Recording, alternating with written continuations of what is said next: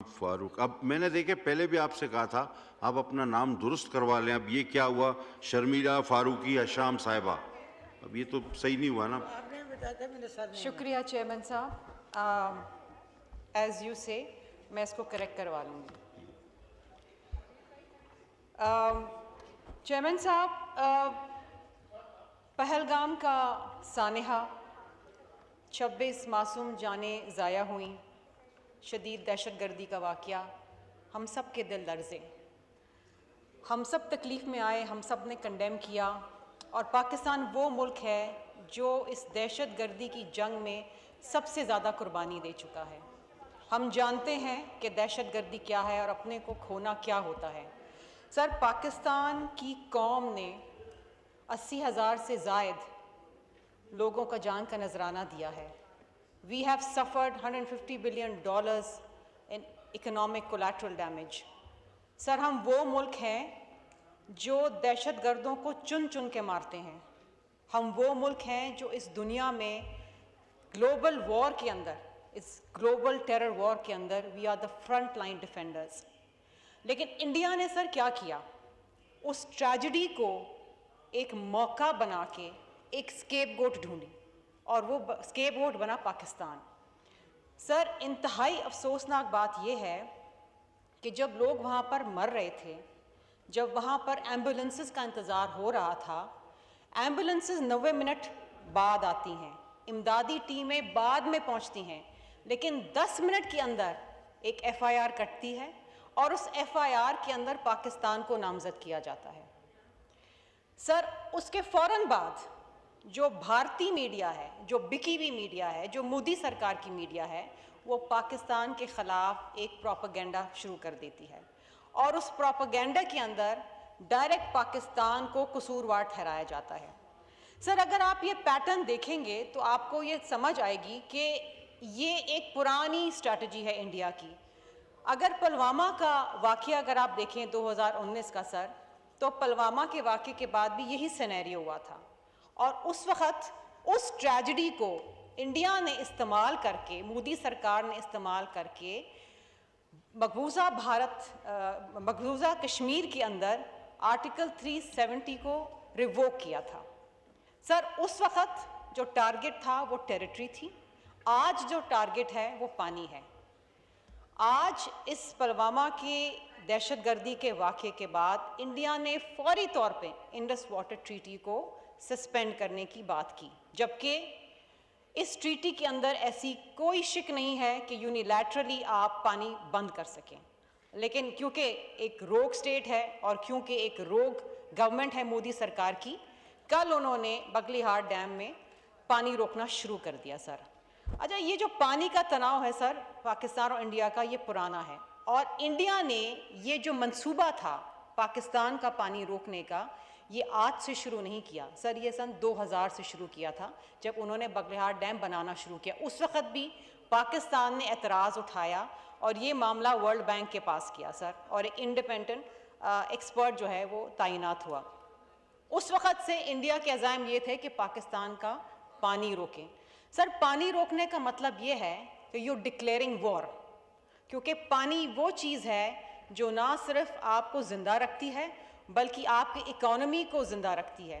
Sir, जब मेरे chairman Bilawal Bhutto Zardari साहब ने ये वार्निंग दी इंडिया को कि either the water will flow और your blood, that was our red line, और सर ये रेड लाइन पाकिस्तान क्रॉस नहीं होने देगा।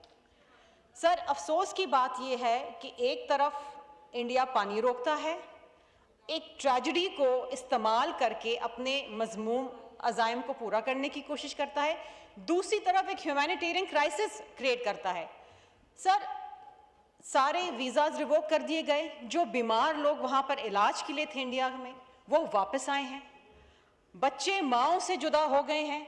सर, 11 साल की बच्ची ज़ैनब, 11 साल की बच्ची, वो अपनी माँ को छोड़ के पाकिस्तान आई अकेली।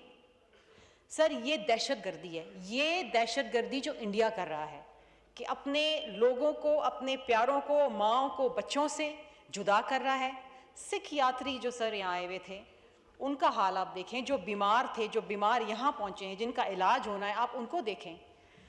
इस वक्त सर इंडिया का मसला ये है कि इंडिया में इस साल के आखिर में इलेक्शंस होने वाले हैं और मोदी सरकार जो कि रिवायती तौर पे पाकिस्तान के ख़िलाफ़ है, and Modi is a hard liner, he is anti Muslim, elections जीतने की बात है। लेकिन सर उस इलेक्शन की जीत के हवाले से और इस मज़मूम जो अज़ाइम इंडिया के, द मेलिफाइड इंटेंशन, इंडिया हर तरीके से अपने मासूम लोगों पे दहशतगर्दी कर रहा है सर। लेकिन इस हाउस से और पाकिस्तान की सरजमीन से और पाकिस्तान के बच्चे बच्चे से ये आवाज़ आती है कि हम मुत्तहद हैं, और इंडिया अगर किसी किस्म की भी कोशिश करता है पाकिस्तान को मैली आँख से देखने के लिए तो हम भरपूर जवाब देंगे। Sir, Pakistan has one of the most robust, well equipped army in the world, और हमें अपनी मुसल्लह अफवाज पे नाज है। They are are front line defenders. किसी भी अनटोवर्ड इंसिडेंट में पाकिस्तान ने भरपूर जवाब देना है। और सर, हम सब जो यहाँ पर बैठे हैं, हम सब इस परचम तले एक हैं। यहाँ पर कोई शख्स, कोई जमात या कोई एक अफराद पाकिस्तान से बढ़ के नहीं है सर। इस परचम के तले हम सब एक हैं। सर, मैं कुछ चीज़ें इस हाउस में कही गई, कुछ चीज़ें इस हाउस के अंदर बताई गई, कुछ लोगों के नाम लिए गए। Sir, nothing is important, nothing is relevant. The only relevant thing here is Pakistan. Sir, Pakistan को की सालमियत, पाकिस्तान की बका और पाकिस्तान की इज़्ज़त, ये हमारा वजूद का हिस्सा है। और इस वक्त पाकिस्तान का बच्चा बच्चा, पाकिस्तान का बूढ़ा, पाकिस्तान की ख़वातीन, पाकिस्तान के मर्द, पाकिस्तान के नौजवान, पाकिस्तान की मुसल्लह अफ़वाज जो है वो जज्बा शहादत से पुरजोश है। सर, हम तैयार हैं। ये जान जो है ये पाकिस्तान की खातिर है। सर, बड़ी अजीब सी बात है कि जब हम पाकिस्तान की बात करते हैं, जब हम पाकिस्तान की सालमियत की बात करते हैं, जब हम पाकिस्तान की बका की बात करते हैं, तो ये गयूर कौम में जो जज्बा पैदा होता है ये दुनिया के किसी मुल्क में नहीं हो सकता सर। और पाकिस्तान के हवाले से किसी भी मुल्क में मज़े की बात सर ये है कि इस वक्त जो इंडिया अपना नैरेटिव बेचना चाह रहा था, जो रिवायती तौर पे बिकता आया है माजी में, क्योंकि हम तो बड़े रिस्ट्रेंट का मुजाहरा करते हैं ना। हम तो जब जाफ़र एक्सप्रेस भी होता है तो हम कहते हैं जी BLA ने हमला किया, उसके पीछे हैंडलर्स इंडिया था, उसके पीछे जो फाइनेंसर्स थे वो ये थे। सर, नो, पाकिस्तान में जितनी दहशतगर्दी होती है वो इंडिया कराता है, और ये हमें वबंग दाला बोलना पड़ेगा। पाकिस्तान रिवायती तौर पे रिस्ट्रेंट का मुजाहरा करता है।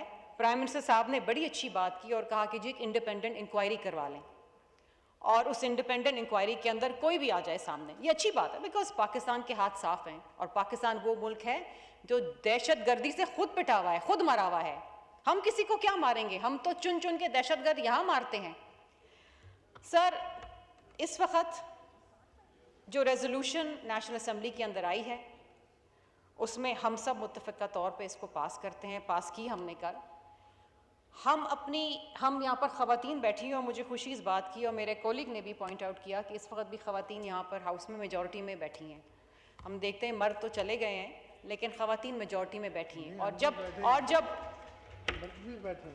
हम 18 हैं, आप 17 हैं, हमने गिन लिया है।